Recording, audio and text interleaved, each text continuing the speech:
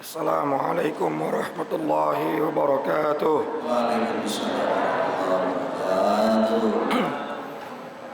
Bismillah, alhamdulillah. Wassalatu wassalamu ala rasulillah Sayyidina maulana Muhammadin miftahi babi rahmatillah wa ala alihi wa sahbihi wa mawalah. Wala hawla wala quwata illa billah, amma ba'du. Yang saya hormati dan sama-sama kita muliakan guru-guru kita, Kiai Haji Dr. Andes Muhammad Ja'far, Kiai Haji Farah Furqan Mukarrabin Yusuf, Kiai Haji Ahmad Habibi Abdul Rashid Ramli. Kita doakan guru-guru kita sehat afiat, panjang umur, berkah ilmunya buat kita semua, amin. Ketua Majelis Ta'lim Ukhuwah Islamiyah Haji Basroin dan Ustaz Haji Muhammad Tahir, Ketua Masjid Baitur Rahman Bapak Ustaz Haji Baitur Rahim, Bapak Ustaz Haji Jawawi, dan seluruh para jamaah sekalian yang hadir tanpa terkecuali. Mudah-mudahan semuanya dimuliakan Allah Subhanahu wa taala. Puji syukur kita panjatkan kehadirat Allah. Salawat dan salam semoga tercurah kepada baginda Nabi besar kita Muhammad Sallallahu alaihi wasallam. Dan kita berharap mudah-mudahan kita semua termasuk bagian dari umatnya yang insyaallah kelak akan mendapatkan syafaatul uzmah di yaumil qiyamah. Tanpa berpanjang kalam, mari sama kita mulai dengan membaca Ummul Quran suratul Fatihah. Mudah-mudahan Allah memberikan kita ilmu yang bermanfaat, ilmu yang maslahat fid dini wad dunya wal akhirah.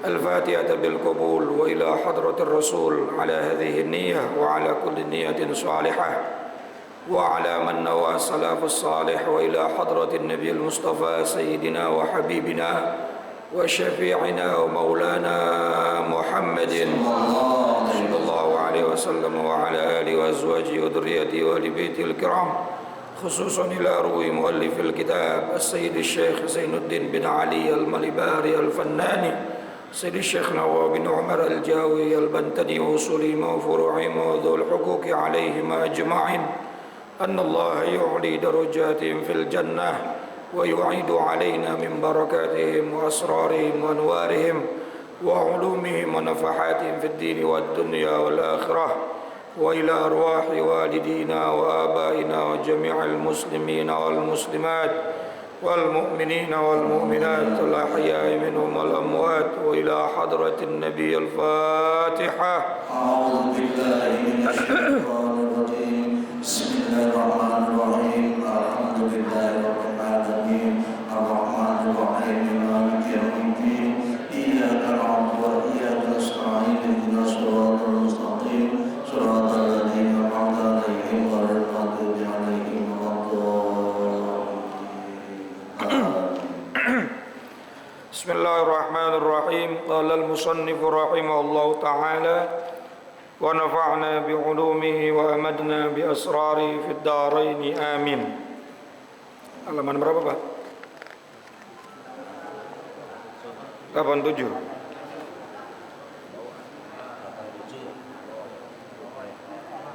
Wa qala Ibnu Mas'ud, ya. Dan berkata sahabat Nabi yang bernama Abdullah bin Mas'ud radhiyallahu anhu, qala Rasulullah sallallahu alaihi wasallam, Nabi sallallahu alaihi wasallam bersabda, ar-rizqu ila mut'imit ta'am asra'u minas sikin ila dzarwatil ba'ir. Kata Nabi SAW, datangnya rizki kepada para pemberi makanan, atau rizkinya orang yang suka memberi makan orang lain, atau rizkinya orang yang dermawan, asra'u minas sikin ila dzarwatil ba'ir, itu lebih cepat datangnya dibandingkan pisau yang menuju leher unta. Kalau unta mau disembelih, pisaunya udah di leher, kira-kira cepet apa lambat tuh Pak? Cepet apa lambat tuh? Cepet. Udah di sini. Betul apa enggak Pak? Itu gambaran saja dari baginda Nabi. Tapi ada yang lebih cepat dari itu. Apa? Rizkinya orang yang dermawan. Maka rizkinya orang yang dermawan datangnya itu lebih cepat dari pisau yang menyembelih leher unta. Wa innallaha ta'ala layubahi, dan sesungguhnya Allah Subhanahu wa taala pasti akan membanggakan bimut'imit ta'am, orang-orang yang suka memberi makan lil malaikati, di hadapan para malaikat-malaikatnya Allah Subhanahu wa taala. Allah selalu membanggakan orang-orang yang dermawan di hadapan para malaikat-malaikatnya Allah. Sampai dulu pernah kita baca sebuah hadis di dalam kitab Wasiyatul Mustafa li Ali karramallahu wajah, yang dulu pernah dikaji oleh guru kita Kiai Habibie, bahwa salah satu penyebab orang itu menjadi wali itu ternyata bukan karena kasratis salati wal ibadah, bukan karena orang itu banyaknya salat dan banyaknya ibadah, walakin naluha bisakhawatin nafas, akan tetapi penyebab orang tersebut menjadi walinya Allah Subhanahu wa taala disebabkan karena punya jiwa yang dermawan. Oh kalau gitu dermawan aja ya Tat ya, nggak usah sholat PA. Maksudnya bukan begitu, artinya sholatnya para wali luar biasa, ibadahnya para wali luar biasa, tapi bukan karena sholatnya, bukan karena ibadahnya. Akhirnya Allah mengangkat mereka menjadi kekasih-kekasihnya Allah. Tetapi di antara penyebab utamanya mereka itu adalah as-sakhawatun nafas, punya jiwa yang sakhawah, punya jiwa yang dermawan. Lalu yang kedua, wa bughdud dunya, dan membenci terhadap dunia. Jadi di antara sifat-sifat kekasihnya Allah itu adalah orang-orang yang hatinya dermawan. Sakho itu Pak, dermawan itu adalah memberikan sesuatu dari apa yang menjadi kelebihan yang kita miliki. Contoh, seorang suami wajib memberi nafkah kepada anak istri. Betul nggak? Ada kewajiban memenuhi hak kebutuhan keluarganya. Bayar listrik, bayar air, kasih makan istri, kasih makan anak. Ketika semuanya sudah tercukupi, lalu ada kelebihannya. Nah, kelebihannya itu yang didermakan. Bukan dia masih punya tanggungan memberi nafkah, istrinya belum makan, listrik belum bayar, kredit motor belum lunas, bahkan udah lewat waktunya tuh. Maka dia tidak termasuk dikatakan bakhil, tidak termasuk dikatakan pelit secara syariat ketika dia tidak mendermakan hartanya pada saat dia belum bisa memenuhi kebutuhan wajibnya. Bisa dipahami nggak Pak kira-kira Pak? Ini kadang-kadang ada orang punya uang 100.000, istri belum makan, anak belum makan, listrik di rumah bunyi, ya. Sementara kebutuhan wajibnya belum dia penuhi. Maka yang lebih wajib itu adalah memenuhi kewajiban wajibnya. Disebutkan dermawan itu ketika dia sudah memenuhi kewajibannya sebagai kepala rumah tangga untuk memenuhi kebutuhan yang wajib ditanggungnya, yang wajib dinafkahinya. ada kelebihannya. Nah, kelebihannya itulah yang didermakan. Itu yang disebut sakho. Di atasnya sakho, di atasnya dermawan, ada yang disebut ithar. Nah, ini sifatnya para wali, sifatnya para nabi ini. Dia nggak butuh, dianya butuh, tapi ada orang yang butuh, dia bagi dua. Dia belum makan, laparnya luar biasa. Tiba-tiba ada orang datang minta makan, sama dia dibagi dua. Bahkan kadang-kadang dia kasih semua, udah buat kamu aja, saya gampang. Itu di atasnya sifat sakho, namanya ithar. Apa Pak? Pak? Ithar. Ini kurang jelas suaranya ya, sayanya yang lagi serak nih. Ithar. Tapi kita belum bisa menjadi orang yang ithar, maka minimal jangan sampai jadi orang yang tidak sakho. Jangan sampai menjadi orang yang tidak dermawan, yaitu orang yang punya kelebihan harta dari sesuatu yang wajib dia tanggung kepada orang-orang yang dinafkahinya, ada kelebihannya. Jangan sampai kita yamna'unal ma'un, menolak diri kita untuk memberikan kepada orang lain. Karena kalau itu terjadi, maka kita masuk dalam kategori orang-orang bakhil. Kalau sudah masuk dalam kategori orang bakhil, waduh bahaya nih. Karena di atas pintu surga ada tulisan orang bakhil dilarang masuk. Orang bakhil dilarang masuk. Dan tidak akan ada manfaatnya sholat kita kecuali disempurnakan dengan wa'atuz. Tidak akan ada atau tidak akan sempurna sholat kita kecuali kita sempurnakan dengan wa mimma rozaqnahum yunfikun. Ini kan selalu berdampingan nih. Perintah sholat dengan perintah infak, perintah sholat dengan perintah zakat. Artinya sholat itu simbol hablum minallah, sementara zakat dan infak itu adalah hablum minannas. Saya ulang lagi. Jadi kita dituntut untuk menjadi orang yang sakho, untuk menjadi orang yang dermawan, siapapun kita. Nah, dermawan itu, sakho itu adalah ketika kita memiliki harta lebih dari yang wajib kita nafkahi. Ya, jangan ke masjid dulu kalau istri masih lapar, Pak. Paham ya kira-kira ya? Nah, ada kelebihannya. Nah, lebihannya itulah yang disebut infak. Infak sedekah sunnah. Sementara yang di rumah itu hukumnya wajib. Orang-orang yang dermawan, orang-orang yang suka memberi makan orang lain, rizkinya kata Nabi SAW itu lebih cepat datangnya daripada pisau yang akan menyembelih leher unta. Dan Allah senantiasa membanggakan orang-orang yang dermawan di hadapan para malaikatnya. Viral Pak tuh nama orang yang dermawan di hadapan para malaikat.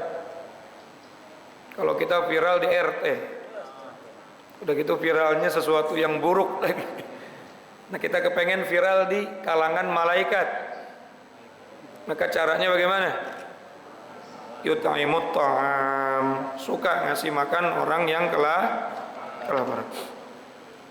Wa qala ba'duhum, dan sebagian ulama berkata, inna fil kutubil arba'ati, sesungguhnya dalam 4 kitab suci yang diturunkan oleh Allah kepada para nabinya, yakni kitab Zabur, kitab Taurat, kitab Injil dan Al-Quran, al-fadhan, ada lafad-lafad mutanasibatan, yang memiliki keserasian, yang punya kesesuaian makna satu sama lain. Di setiap kitab-kitab yang diturunkan oleh Allah kepada para rasulnya, itu ada ayat-ayat Allah yang memiliki makna serasi. Maksudnya makna serasi di sini adalah makna tentang bagaimana Allah menjelaskan tentang kedermawanan. fa innaha nuzilat awalan bil arabiyyah, karena sesungguhnya semua kitab suci itu diturunkan oleh Allah menggunakan bahasa Arab. Thumma yu'abbiru kullu nabiyyin bilughati qaumihi, kemudian oleh para nabinya digunakanlah bahasa-bahasa kaumnya, sehingga terjadilah kitab-kitab yang turun menjadi bahasanya berbeda-beda, seperti bahasa Suryani dan bahasa Ibrani. Sementara Al-Quran sendiri bahasanya bahasa Arab. Suryani, Ibrani, dan Arab ini bahasa kaum, Pak. Walaupun andai itu tertulis di dalam kitab suci, kita nggak boleh mengatakan itu makhluk, tetapi itu bahasa kaum, bahasa manusia. Kita pernah belajar sifat Allah, ada namanya sifat kalam. Sifat apa, Pak? Kalam. Kalamnya Allah itu laisat biharfin wala sautin, nggak ada huruf, nggak ada suara, atau gampangnya, simpelnya, kalamnya Allah itu mukhalafatul lil hawadis, berbeda dengan kalam kalau kalam makhluk ada bahasanya, ada koma, ada titik, ada fathah, ada kasroh, ada domah. Tapi kalau kalam yang dari zatnya Allah, tidak mengandung huruf, tidak mengandung suara, berbeda dengan kalamnya makhluk. Lalu bagaimana kok bisa kitab suci sehingga menjadi bahasa-bahasa manusia? Ya tadi, Nabi tergantung diutus kepada kaum yang bagaimana bahasanya. Kalau Zabur, Taurat, Injil bahasanya Ibrani dan Suryani, karena memang bahasa kaumnya nabi-nabi yang diturunkan oleh Allah. Kitab tersebut bahasanya bahasa Suryani dan bahasa Ibrani. Tapi bukan wa makoli, bukan, Pak ya? Bukan ya. Nah, sementara Al-Quran bahasanya adalah bahasa Arab. Tapi sekali lagi nih, bahasa-bahasa itu adalah bahasa makhluk, bahasa kaum, bahasa manusia. Allah kalau berfirman langsung dari zatnya, maka nggak boleh kita menyamakan firman Allah seperti makhluk yang ada alenianya, yang ada hurufnya, ada koma, ada titik, dan seterusnya. Enggak. Tapi setelah Allah turunkan melalui malaikat Jibril kepada para nabinya, lalu berubahlah itu bahasa menjadi sesuai dengan bahasa kaumnya. Agar apa? Agar mudah difahami. Sampai sini paham nggak kira-kira, Pak? Jadi kalau kita mensifati Allah, Allah Maha berfirman, yeah. Allah Maha berbicara, yeah. Bagaimana cara Allah berbicara? Bagaimana cara Allah berfirman? Wallahu a'lam. Hanya Allah yang tahu, karena sifat Allah mukhalafatul lil hawadis. Tapi setelah Allah menurunkan wahyu kepada para rasulnya, disesuaikan dengan bahasa kaumnya supaya mudah inna anzalnal qur'ana arabiyan la'allakum ta'qilun. Sesungguhnya kami menurunkan Al-Quran menggunakan bahasa Arab, tujuannya agar mudah untuk agar kalian bisa berpikir, agar kalian bisa masuk akal dan seterusnya. Tapi firman Allah tidak bahasa yang langsung dari zatnya, bukan bahasa Arab. Bisa paham nggak sampai sini, Pak, perbedaannya? Paham ya? Nanti kalau Allah berfirman di akhirat kepada hambanya, bahasanya apa? Ya wallahu a'lam. Tapi ketika Allah turunkan ayat kepada para rasulnya, maka Allah menurunkannya sesuai dengan bahasa kaum nabi tersebut. Makanya Taurat bahasanya bukan bahasa Arab, Zabur bukan bahasa Arab, Injil bukan bahasa Arab. Sementara karena Nabi Muhammad saat itu di Arab ya, di Mekah, maka Allah turunkan Al-Quran menggunakan bahasa Arab. Lalu ada pertanyaan, ini kita ngomong tauhid lagi dikit lagi supaya kita ingat lagi dengan pelajaran tauhid. Kalau begitu Al-Quran makhluk bukan Ustadz? Kalau misalnya bahasa Arab itu bahasa kaum, bahasa manusia, sementara Allah katanya bahasanya bukan seperti bahasa manusia, mukhalafatul lil, yang sudah ada hurufnya, sudah ada harokatnya, sudah ada tulisannya, berarti kan makhluk. Maka kita boleh nggak mengatakan Al-Quran itu makhluk? Tetap hukumnya nggak boleh mengatakan Al-Quran makhluk. Karena apa? Wa kullu ma ja'al qadim fahuwal qadim. Apa yang dari zatnya Allah nggak bisa disebut makhluk. Tetapi kita boleh mengatakan kertasnya makhluk, tintanya makhluk, tapi isi kandungan ayatnya, hukum-hukumnya, cerita-cerita Allah yang Allah turunkan kepada para nabinya nggak boleh dikatakan itu makhluk. Karena apa? Karena semuanya min indillah, dari sisi Allah. Yang langsung dari sisi Allah nggak bisa dikatakan makhluk. Bisa dibedain? Paham apa puyeng? Masa puyeng sih Pak? Ya. Jadi bisa dibedain tuh ya. Kalau tulisannya ya tulisan sama seperti makhluk, sama kayak ucapan kita, tapi isinya nggak boleh dibilang, karena itu firman Allah. Kertasnya buatan pabrik, mushaf sampulnya buatan pabrik, tapi isi kandungannya karena itu langsung dari zatnya Allah, firmannya Allah yang diturunkan oleh Allah kepada para nabinya, maka nggak boleh dibilang makhluk. Paham Pak? Paham dikit? Ya udah, saya minum dulu deh.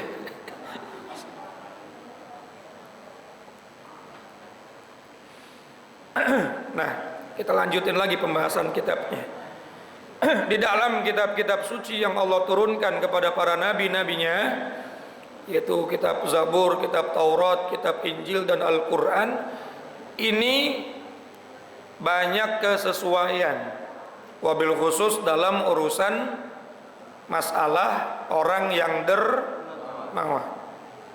Di antaranya yang pertama, fafit Taurati, di dalam kitab Taurat, wal karimu la yudamu abada, orang yang dermawan itu tidak akan dianiaya selamanya. Wa makna la yudamu, makna la yudamu itu maknanya adalah ay la yudarru, tidak akan mendapatkan kehinaan, tidak akan disakiti, tidak akan yudharru, itu banyak maknanya tuh. Ya, intinya orang yang dermawan dapat jaminan dari Allah hidupnya mulia. Hidupnya mulia. Dalam kitab Taurat. Wa fil Injil, dan dalam kitab Injil dikatakan al-bakhilu ya'kulu amwalahul al-bakhilu ya'kulu amwalahul ida, orang yang kikir, orang yang pelit, memakan hartanya yang basi dan tidak bermutu. Artinya harta yang tidak didermakan, harta yang tidak diinfakkan, harta apalagi yang sudah nisab zakat tidak dizakati, maka pasti harta tersebut tidak bermutu, basi, atau bahasa gampangnya nggak berkah. Udah nisab zakat berapa ya Pak? Taruhlah 80 gram ya.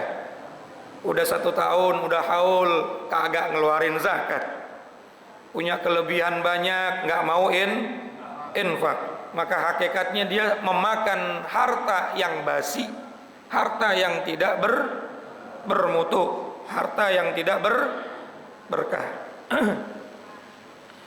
Wa fi Zaburi, dan di dalam kitab Zabur, al-hasud la yasud, orang yang hasud tidak akan pernah hasil maksud. Orang yang hasud tidak akan pernah menjadi pemimpin, tidak akan pernah berhasil. Hasud itu dengki kepada orang lain, merasa berat terhadap nikmat yang Allah berikan kepada orang lain. Orang lain dapat nikmat, kita yang berat. Orang lain dapat mobil, kita yang beli panadol. Orang lain dapat segala sesuatu yang nikmat, kita yang meriang. Itu namanya orang hasud. Dalam urusan dunia dilarang hasud. Kita boleh hasud kepada dua orang aja.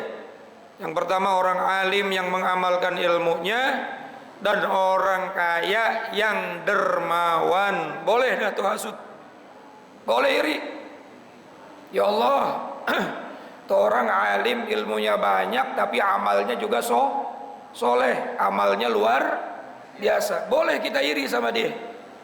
Ya Allah, tuh orang kaya duitnya banyak, tiap tahun ngumrohin orang, tiap tahun ngasih orang berangkat haji, tiap tahun dia memberikan yang luar biasa kepada orang miskin. Sama orang model begini boleh kita iri. Tapi selain itu jangan. Ya, nggak boleh iri. Apalagi sampai hasud, sampai benci terhadap nikmat orang yang diberikan nikmat. Dan di dalam Al-Quran, Masya Allah,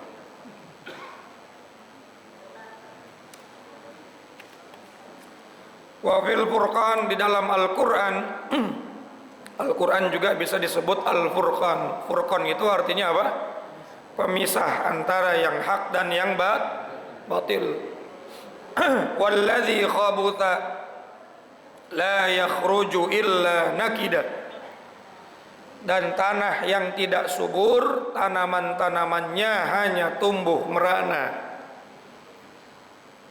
Artinya jiwa yang tidak memiliki sifat sakho itu seperti tanah yang gak subur. Maka amalan-amalan yang akan dilakukan oleh orang yang jiwanya tidak baik, itu amal-amalnya kurang berkah, perbuatannya kurang dapat ridhonya Allah. Sholatnya rajin, puasanya rajin, tapi pelitnya 17 setan, kurang berkah. Diterima mah diterima Pak, dapat pahala mah dapat pahala, cuma ya tadi itu kurang berkah. Ya makanya sekali lagi saya ulang lagi, orang dermawan itu atau orang disebut pelit itu kalau dia punya kelebihan harta lalu tidak mau menginfakkan, atau dia sudah nisab zakat tapi tidak mengeluarkan zakat. Andai dia nggak punya atau pas-pasan buat kehidupannya dia dan buat orang yang wajib dinafkahinya, maka dia tidak dikatakan bakhil kalau dia tidak memberikan kepada orang lain. Bisa dipahamin sampai sini Pak? Nah kalau orang itu bakhil, maka perbuatan apapun yang dikerjakannya seperti tanah yang tandus, tidak akan menumbuhkan tanaman yang bermutu dan berkualitas. Andai ada tanaman yang tumbuh kagak ada buahnya. Betul. Ada orang baik tapi pelit, kira-kira mulia nggak? Ada orang soleh tapi pelit, mulia nggak kira-kira? Assalamualaikum, minjem duitnya banyak Pak. Nggak ada duit gua.